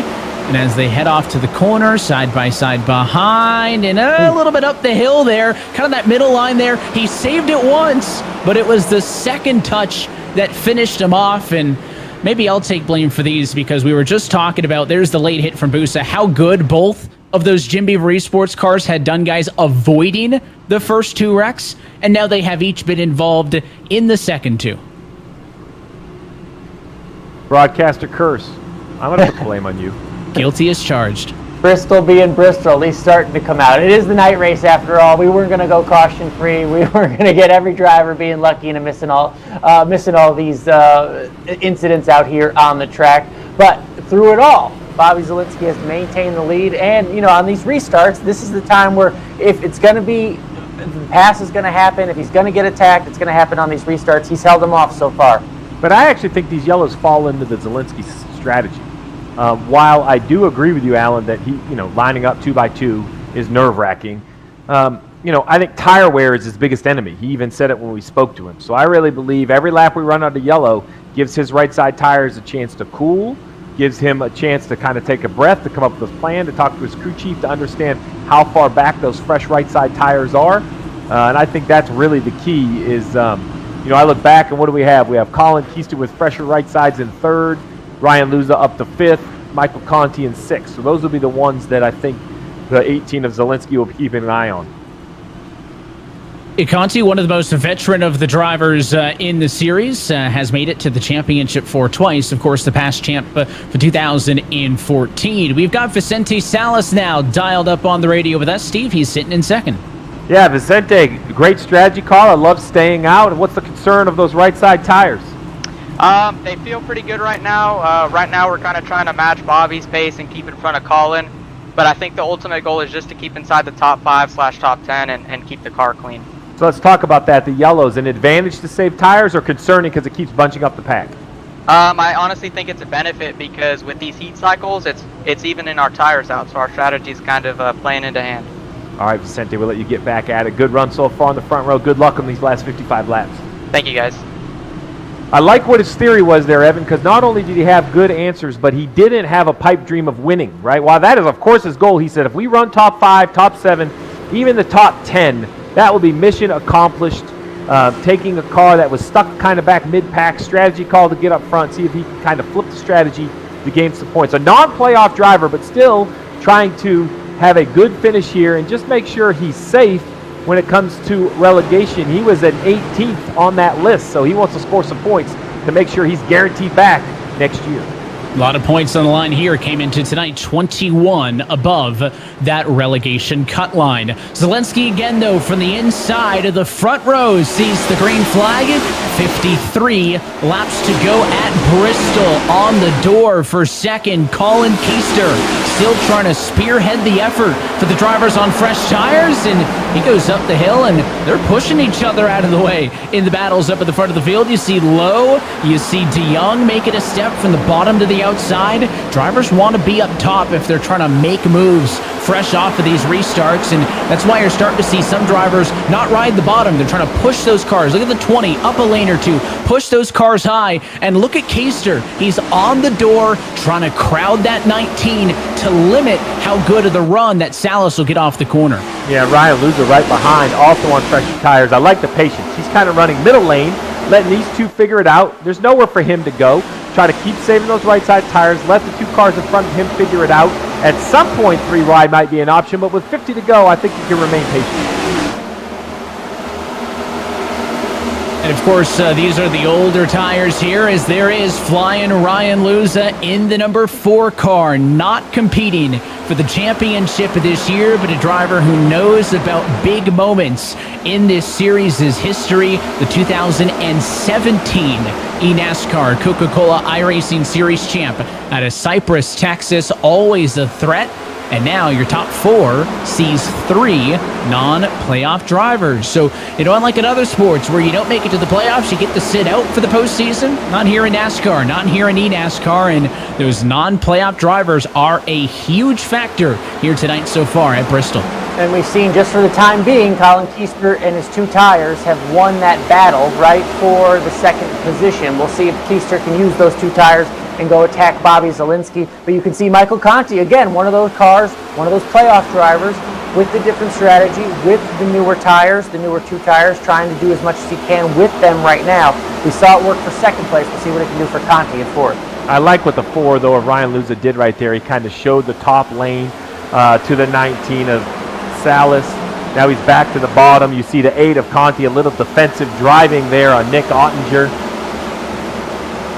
Now Nick is going to try to run just a half a lane lower, and as he does it, here comes the 10 back in the picture. Steven Wilson, a good qualifying effort, lost some track position, but now he is back up inside the top 10, James.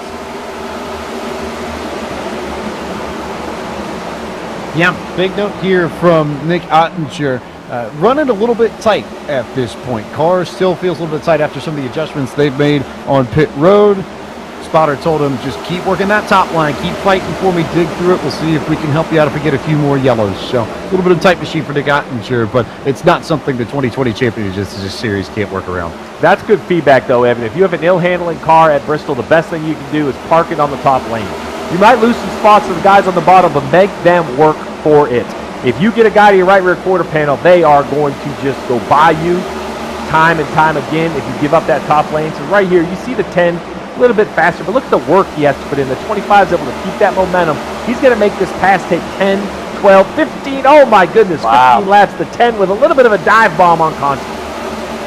You're not yielding much. The 10 aggressive on Conti, the 17 of Honeycutt, very aggressive on the 45 of Leahy, and it's crunch time. Inside of 40 laps to go, you're on the front bumper of Zach Novak's number 5 Chevrolet. He rides in the number 12 spot right now, trying to chase down Gaston.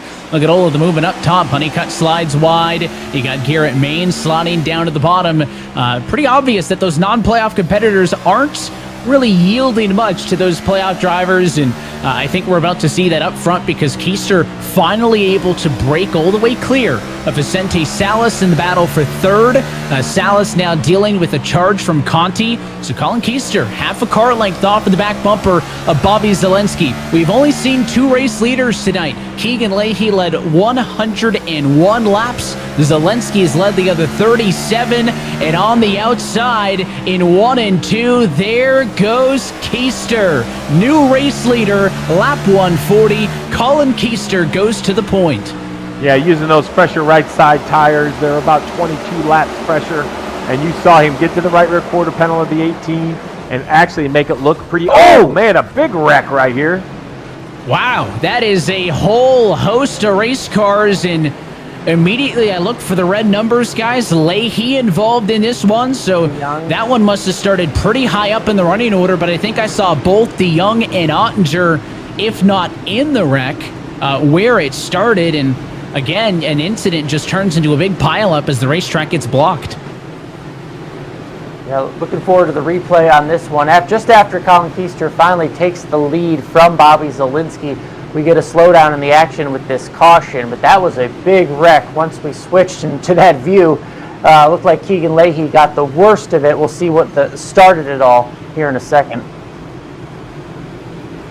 Take a look. I think it's going to happen with Honeycutt, Leahy, and Ottinger. Let's watch this as they go off into 3 and 4. 25 gets high. They try to go 3 wide off the corner. I don't know. Might have to put that on Leahy a little bit. I know he's going to be frustrated that the 17 put them 3 wide, but the 25 of Ottinger was high enough. I thought there was a lane for the 17. The 45 on corner exited like they were only 2 wide. They looked to be 3 wide. Same thing, no, I don't think there was any ill will, but fault still to be blamed, I think, on the car on the bottom coming up thinking he had 2 lanes to take. Demi Olad a part of that as well, another one of our playoff drivers, along with Mitchell DeYoung. We'll see if there's any damage or how detrimental that was to their playoff standings. And we've been tracking the benefit of fresh tires, guys. About 2/3 of the field is on pit road at this yellow with 32 laps to go. So it looks like DeYoung Ottinger, Lowe, some of your playoff drivers are in. Guess, Novak, Luza, Busa, also cars down pit road. And again, they have to drive through both of the split pit lanes here. You see Derek Justice on pit road as well. So we'll need a moment until we know kind of where they all blend out and what that final number is as they work through all the scoring loops. But let's take one more look, and this is what Derek saw.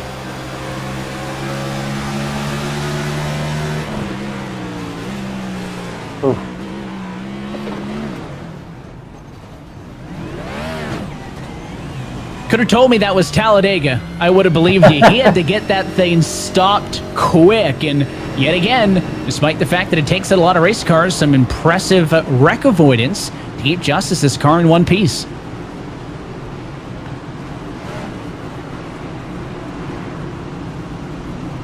So just looking at the intervals, as most of these drivers have now cycled off of pit road, it looks like your top 8 have decided to stay out. That means that 9th on back will be drivers who pitted. Cody Bias opted to go for 2 tires only, so he'll be spearheading that effort. But everybody else from there on back looking like they went for 4 tires. And then much longer stops for drivers who got involved in incidents, guys. And the number of playoff cars who have been involved in accidents is quite alarming. You've only got 5 playoff cars in the top 19 right now in the running order. And look, there's only so many opportunities to get to Phoenix and ways to get there. And you could certainly, the old adage, you could certainly lose it in this race. And having troubles now, certainly not going to benefit you trying to get to that Phoenix spot. That's why this Bobby Zielinski, his strategy, staying out. Remember, he has a disadvantage in terms of tires, but he has stayed out of this mess so far if we restart this race. It looked like we're going to wait to get this race back underway. And now as they roll off of turn number 4, green flag back in the air. And Keister was unable to be able to get that jump off of the inside. So these are the drivers on from 45 to 68 lap old tires. They're good on the fuel, but how competitive will they be against the drivers on fresh rubber? Keister clear of Zielinski for 1 and 2, and the battle's going to be for 3rd. Wilson trying to hang on, but Vicente Salas charging up top.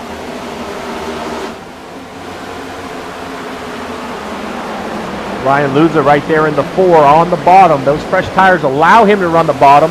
And you see what kind of grip it has. He's got to look 3 wide, I think, underneath the 10. Oh, he's got to make this work, I think. Fresh tires on the 4 car and making it work up into the 4th position with 26 laps to go. That pass could be the move to win the race. And I think about some of these playoff drivers. The fastest of these, Alan. Look at this. I mean, Bobby Zielinski has been so good tonight. He's not going to stand a chance here, and I think it's a matter of time. Lose it to P2 and looking for more. Yeah, and just thinking about drivers like Steven Wilson, when you have those cars going by, you have to think about bigger picture, and obviously you want to fight off the rest of the field, but he had Ryan Luza going by him and is able to kind of get out of this hornet's nest right here and still maintain his position in 4th. And well, on the left side of the... Oh, yeah, there you have it. I was going to say, this isn't going to take very long, is it, Evan? Nice and easy. Ryan Luza to the race lead with 24 laps to go at Bristol, and that same challenge is up next for Keister, Zielinski, and company because more cars with fresh tires coming. Bias, Alfala, Lowe, Mercurio, all going to have that same speed advantage that we just saw the 4 car use to rocket to the race lead. And Lowe, I think, is going to be the big winner when it comes to the playoff picture. He hasn't been up front much of the night. Just past Zielinski, looking at him right around the bottom of the racetrack. Inside Wilson, should make short work of Wilson with 25 to go. So I think Lowe is a car. Colin Keister should fall back to him. I think Lowe is going to gain some points with this call for tires. And how long can this last? 3 wide. It is a Charlotte-Phoenix sandwich with Graham Bolin in the middle. Fellow championship competitor Michael Conti lined up with his teammate LaPrade, and the outside stack it up because they cannot get around Salas on nearly 80 lap old tires.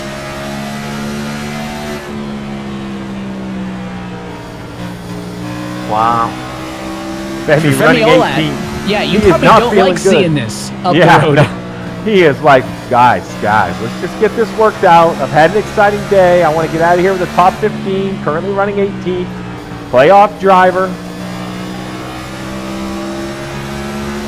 Probably talking with his team about, hey, what's the game plan when we catch up here? Olat, one of the drivers on fresh tires, pitted on the most recent yellow, so he certainly will have an advantage over these drivers. Of course, was caught up partially in one of those earlier incidents, so you have to wonder what that 79 car's running at. Is it at 100%, 90%, 80%, and how much that damage may be affecting him, if at all. Look at this now. Third place runner Ray Alfalla. The story for him late in the season was, of course, the fact that he had gotten that race win at the Nashville Super Speedway, but did not maintain the top 20 in points, Alan, he needed to advance to the playoffs. So the four-time champ in a big fight here to stay in this series, avoid the relegation bubble, and right now he's sitting in a real good spot, sitting third.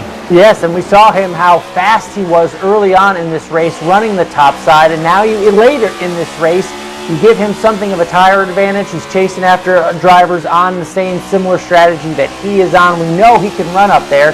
We know he's got the resume to prove and the skills to get around this place. But he's got to finish this off because relegation is on the line. He's a proven winner just this season, but he needs to get back in the top 20. A run like tonight, if he can bring it home here in the top 3 with just 13 to go, that'll go a long way in putting him in position, or at least closer to position, to moving on for next year. And look what those new tires have done on the left side of your screen when it comes to timing. Garrett Lowe in that 21 car up to 4th.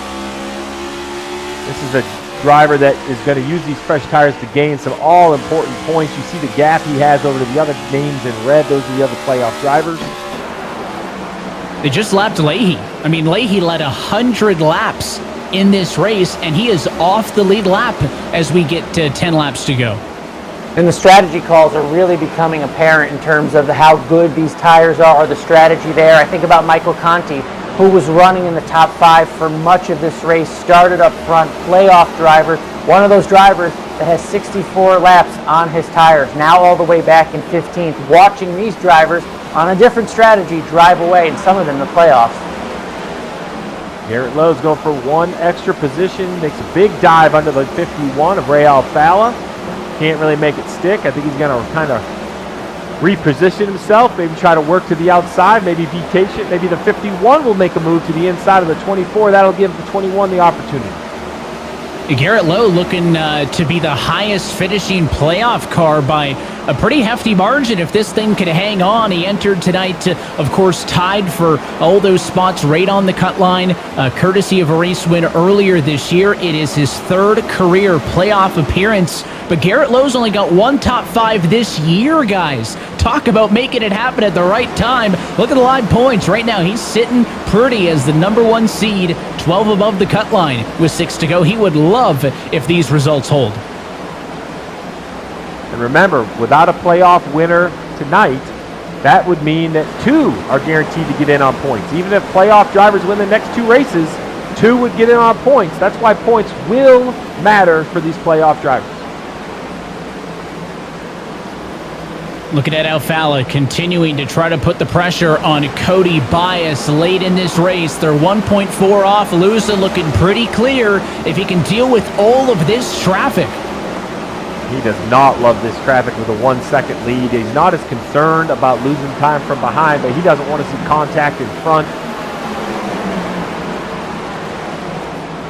Putting a lap on Novak, Vicente Salas. These are drivers that were just up front racing for the lead. Luza getting in the middle of traffic right there, sparks flying. This is a lot to navigate with just 2 laps to go and the checkered flag on the line. You can see Luza talking it through with the team. I'm sure they're coaching him through, talking to some of the other drivers to get them out of the way. But this race is official. White flag in the air. How about Luza? Started midfield, 14th in this race, but made the strategy call when it mattered the most, and he'll spoil the playoff opener. Ryan Luza wins at Bristol.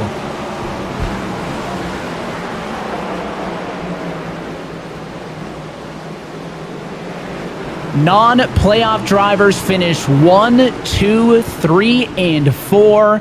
And Ryan Luza continues to add to his illustrious career, 3rd on the all-time wins list, now with career win number 16.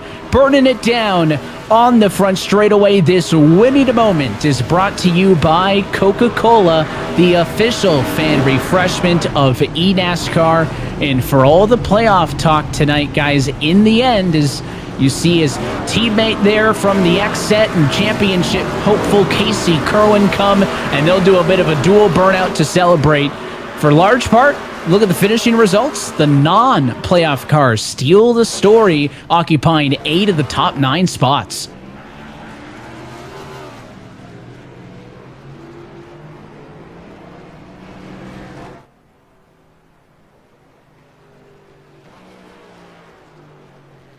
Well, he'll do the Polish victory lap and drive it around the long way, celebrating here at iRacing's virtual Bristol Motor Speedway. And let's take a look at tonight's Coca-Cola move of the race. And it was Luza who pitted with 32 laps to go in this race to get to 4 fresh tires, and it was originally that man right there who had a strategy call to put himself to the race lead, but the 43 machine just could not do anything against this. Got to the inside and was home free from that point. Ryan Luza, first win of the season, 16th win of his eNASCAR career, and that's got to be a huge confidence booster for him. Not in the championship fight, in a position that he's not really used to, guys. Came into tonight tied for 19th in the points, only 8 points safe of relegation. Well, a points haul of P1 tonight going to help his efforts of making sure he's here to fight back for the title again next season. And let's talk with your race winner. Ryan Lewis is with you on the radio, Steve. Ryan, first of all, congratulations. I know it was a strategy call for fresh tires, but you had to make the fresh tires work and work quick through traffic. First of all, let's go back to the restart. On fresh tires, did you think there was enough time? What was the confidence level? I thought there was plenty of time. If we went green, I was just worried about not getting through as fast as everyone else behind me. Because if I got caught up once, everyone else behind me was on 4. So luckily I was able to get through, make the couple 3-wide moves to just get right to the front and have like a second and a half gap to play with and kind of sit there and save in case we got a caution late. Really, really cool. Thought we were going to have a winless year for the first time, but we got it done. Thanks to everyone at Ryko. Really can't believe it. I wasn't expecting it and came one race too late, but, you know, we'll take it. This will help us solidify inside the top 20. That's what I was going to mention. It did come one race too late for the playoffs, but you didn't want to have a 0-win year, 16 career wins. You know how to get it done. How much is this going to help you to enjoy the last 3 races, knowing you're now a little bit more breathing room on that 21st position? That's going to help a lot. I can't check the points right now. I doubt it's updated yet, but hopefully this moves us and gives us, 20, 30-point cushion, which I'd imagine. And then as long as we have a good showing at Dega, I think we'll be pretty good to lock in here. And really cool to get another one for X-Set. Got them a win both years now. Casey got one earlier. So hopefully we can get Casey a win here, get him in the Final 4. And that'll be about the best year we could ask for. All right, man. Well, congratulations. It's always great to go to Victory Lane, even I think more special at Bristol. That place is so tough. Heck of a run, and good luck the rest of the season. Thanks, Steve. Thanks, guys. Appreciate it. Impressive run for Ryan Luza and the 4 for Team X-Set.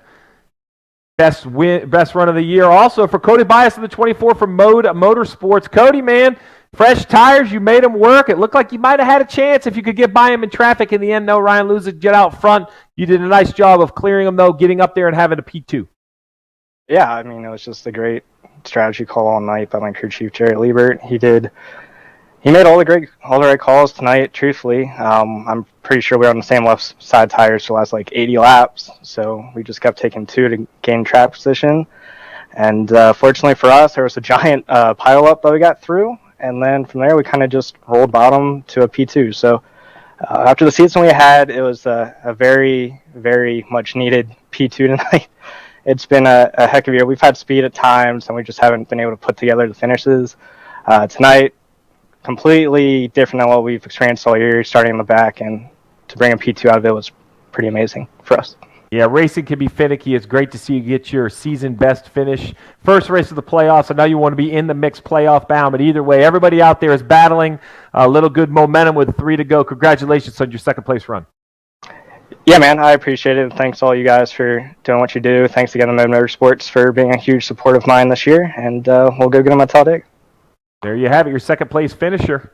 Cody Bias, season high second for Mode Motorsport. Pretty impressive. Now this man, he was a highlight reel early. No surprise he ended up at near the front at the end. Ray Alfala, a decent run. Ray, let's go back to the start of the race, man. You were rim riding and moving up at one point plus like 28 spots. Was that the plan the whole time? Just to get to the top first and use that clear track? Yeah, absolutely. Everybody decided to save tires all at once, and I was like, all right, free real estate. We're going to the front. Eventually somebody's going to run into somebody. It's Bristol. So that's what we did, and we ended up we fell back to like 17th and that gained 14th, and then that set us up for the end of the race. But before anything else, I want to say hi to Jackie and Layla for tuning in, and also my family for all their support. And it's awesome to get VRS back on the podium. It's been a terrible season. We won a race and missed the playoffs, so we want to end the season on a good note and hopefully make it back into the top 20. So this is a good start. That's what I was going to mention. Bittersweet, right? Won a race but couldn't stay into that top 20. This good, solid run, though, should move you up. You came in just on the outside, but a reasonable amount of points you could be able to make up. Does this give you some – I know no one has confidence going to Talladega. It's crazy. But assuming you could avoid the wrecks at Talladega, right? Miami and Phoenix, you run well everywhere we go. I have confidence going into Talladega. I'm not in the playoffs, so I'm not worried about it. I love it. Love the approach, man. We appreciate it. You were fun to watch right from the start, as always, and congratulations on a solid night at Bristol. Thank you, guys. See you. So big thanks to our top three finishers for chatting with us there. We take a look at your Coca-Cola full race results tonight from the virtual Bristol Motor Speedway. Of course, Garrett Lowe, the highest finisher of your playoff cars at 5th. Fellow playoff driver Steven Wilson tucked in there in 10th. And how about those Latardi Sports Chevys? Hey, I'm taking the good luck charm. 10. One top 10 all year. We get two in the top 10 on the first broadcast I'm on. Maybe I should have broadcast them all. You see Graham Boland involved in a few ints, came back into the 11th position. Colin Keister held on with those older tires, seemed to do okay. Keegan Leahy, amazingly, all the way back in 23rd, 2 laps down. It's tough for those guys. I mean, a lot of playoff drivers in the 20s, right? Femi Olat, Casey Kernwood, Busa, at Ottinger. And who would have thought, after how good things started, guys, Mitchell DeYoung, the lowest finishing playoff driver, 33rd. Not representative of where he ran tonight. Tough night for Mitchell DeYoung. Bristol can be fickle like that. And another racetrack that can, guys, is Talladega. It'll make up the middle race on this round of 10. And with no playoff winner tonight, it is still wide open as we head there. What's your outlook, guys, headed into Dega? It's one of my favorite races of the year. I mean, you have to stay out of trouble, but also be aggressive to go win this race because a win puts you in Phoenix. I leave it up to the drivers. They're better than I am making these decisions, Steve. Hey, listen, the best way to stay out of trouble is the offense. It's not defense. You need to be up front 2 rows, be aggressive. You heard Ray Alfala. He doesn't care. He's not in the playoffs. He's going to be aggressive. I think if the playoff drivers want to have a chance, they need to match that aggression. Riding around never seems to work. I like riding around near the front. Be aggressive all night. And to your point, Steve, with no playoff winner tonight now, a minimum of 2 points-paying positions will be available for that Phoenix finale next month. Until next time, though, that is it for us here tonight from Bristol. On behalf of our entire team at iRacing, NASCAR, Coca-Cola, for everybody behind the scenes on our production, for our Countdown to Green crew, and for your broadcast team tonight. For James Pike on pit road, for Alan Cavana, Steve Letarte, and myself, Evan Pasoko, I want to thank you for tuning in and congratulate Ryan Luza, first-time winner and playoff spoiler here tonight in 2022. The action continues in 2 weeks' time on Tuesday, September 27th from iRacing's virtual Talladega Super Speedway. That race and every race of the eNASCAR Coca-Cola iRacing Series playoffs can be found streaming live on eNASCAR.com. Until next time, good night from Thunder Valley.